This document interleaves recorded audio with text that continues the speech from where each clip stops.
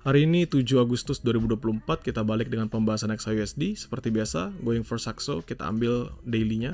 Ya, di sini teman-teman bisa perhatikan di daily-nya apa yang teman-teman lihat ini adalah pembentukan dalam momen linear regression nih, berarti dia di equilibrium-nya. Kalau kita tarik tengahnya, nah dia adalah pembentukan di equilibrium-nya, di titik tengahnya lah. Yaitu area yang selalu di-hit, dia bolak-balik dan pembentukannya masih dalam pembentukan turun. If we check by on this level, kita ngelihat teman-teman di sini ya. Ini dia makan liquidity, ngambil external liquidity, drop lumayan signifikan, baru dia balik lagi dan menguat. Menurut saya ini akan ada penguatan yang baik ya. At least dia bisa nutup setengahnya dari si daily-nya.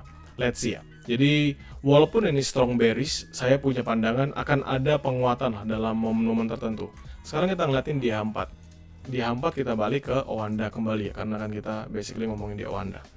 Nah, jadi kalau kita ngomongin di Owanda sini, teman-teman bisa ngeliat kalau di H4-nya itu dia bertahan cukup lama, which is dalam zone ini adalah area-area yang dia hit sebelumnya. Saya taruh sampai bawah. Nah, teman-teman bisa perhatikan ini adalah 2381.5. Saya bulatin jadi 2382 nggak masalah. Dan ini adalah 2379, which is yang sama, base yang sama yang seperti saya bilang tadi pagi ya di dalam grup. Saya share di Grow Count, saya share juga di King Leon FX. Saya bilang bahwa akan ada base yang bagus, yaitu 2383, 2380.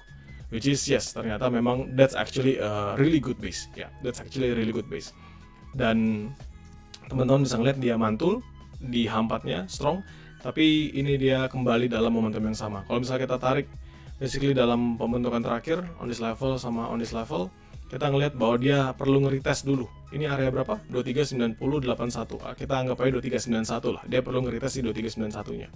Selama 2391-nya nggak breakout ya, maka H4-nya ini hanya akan sebatas di sini aja. Untuk H4-nya. Jadi akan bolak-balik di sini aja. Tapi itu H4 ya. Jadi time frame-nya panjang banget. Close di jam 12, close di jam 4 sore nanti. Begitu. Ya. Dan kita lihat lagi, teman-teman bisa perhatikan. On this level kita balik ke H1 ya. Kenapa kita balik ke H1? Karena di H1 ini adalah area trade-nya kita. Pertama yang kita perlu perhatikan, ini saya akan hapus dulu. Beberapa level yang sebenarnya sudah dilewatin, kita hapus. Ya. Sekarang kita akan lihat level yang terbentuk saat ini aja. Teman-teman lihat, ini adalah hari Rabu. Ya, Rabu 7 Agustus. Kita start on this level dan highest-nya di sini. Highest-nya kita tuh di 2396 ya. This one ini adalah the highest level yang terjadi dalam hari ini. 2396. Ini saya catat 2396. Artinya apa? 2396 sebagai area resisten. Oke. 2396 ini adalah area resisten yang bisa kita pakai buat apa? Buat entry sell nanti seandainya dia nggak breakout. Teman-teman lihat panjang banget ini. Kalau misalnya saya ubah jadi line, teman-teman bisa ngeliat this one adalah the closing position. Bentar, ini agak patah-patah ya teman-teman ya. Nah, itu adalah the closing positionnya dia sendiri. Ini di area berapa? 2392.85 atau 2393. 2393. Saya bulatin aja ya semuanya ya. 2393, lalu di sini ada di 2391. Sekarang teman-teman lihat zone sell-nya lebar. See? Teman-teman lihat the sell zone itself itu lebar banget. Yaitu ada 2391, 2393, 2396. Harapan kita ya kita pegang si 2396-nya. Jadi apa? Jadi teman-teman bisa nggak nge-sell nanti 2391, 2393? Bisa. Selama apa? 1, 2391 yang nggak di breakout dan 2393 yang nggak di breakout. Karena teman-teman lihat di sini ada supply minor level. Sebentar ya teman-teman, ini agak patah-patah sedikit. Nah, di sini. Jadi kita bisa manfaatkan on this momentum. Lalu next-nya ada di 2396.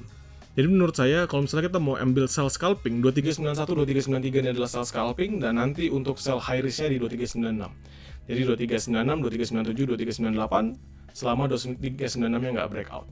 Untuk buy di mana? Oke, buy-nya kita ngomongin pertama adalah buy high risk, which is the same things. Area yang sama yang tadi saya bilang di pagi hari. 2383, 2380. Itu patokan kita lah. Kita bisa buy di sana. Dengan catatan apa? Ya selama si 2380-nya itu nggak di breakout. Atau 2381-nya itu nggak di breakout. Jadi 2383 sampai 2380 atau mungkin 2382 sampai 2380 selama si 2381-nya tidak di breakout. Kenapa? Karena dia akan bergerak sideways kembali, teman-teman bisa perhatikan. Akan bergerak membentuk base kembali sebelum nanti adanya penguatan yang lumayan signifikan.